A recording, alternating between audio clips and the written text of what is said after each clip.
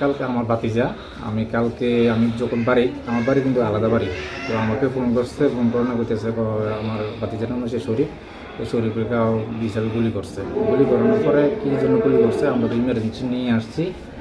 প্রথম হসপিটালে নেওয়ার জন্য প্রথম থানাত গেছি, থানার থেকে থানাওয়ালা করতেছে হসপিটাল নেওয়া লাগে, হসপিটাল নিয়ে গেছি, হসপিটাল থেকে ডাইরেক্ট করতেছে জীবিত আসার জন্য।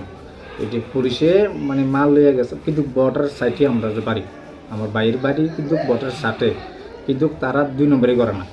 আমার ভাতিজা, আমার বড় ভাতিজা আমার লোক কুয়েত থাকে, এই ছোটো ভাতিজা এটা চেন্নাই থাকে, চেন্নাই থেকে আসি মনে হয় আমার বেশি দিন হয়েছে না, অল্প কদিন বিয়ে শাদি করাইছি।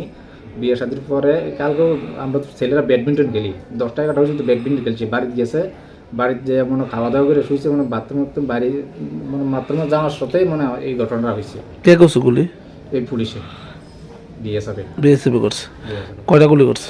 বিএসএফ একটা গুলি, এদিকে সরাগুলি কয়, সরাগুলি পুরো এই সাইড নিয়ে মানে বাথরুমে যাইতে লাগছে তো পুরো এই সাইড নিয়ে ফিক্সে, কিন্তু সামনে পড়তো মনে হতো এই সাইড নিয়ে এই সাইড পুরো এই সাইড। কি নাম ওনার? শরীফ হোসেন। বয়স কত? বয়স 26-27 এরকম। বাবার নাম? বাবার নাম হয়েছে সুলতান মিয়া। বাড়ি আনছি না। থানা সোনামুড়া। পুলিশের বিষয়ে জানাইছেন আপনারা? পুলিশ আইসেন এই ঘটনা? ওখানে আমরা কিছু ইমার্জেন্সি জানা লাগিয়া তারপর আমরা ইয়া বসছি। এখনো না অবস্থা কিরকম? এখন সিরিয়াস অবস্থা আছে, এখন ডাক্তার দেখতে আছে।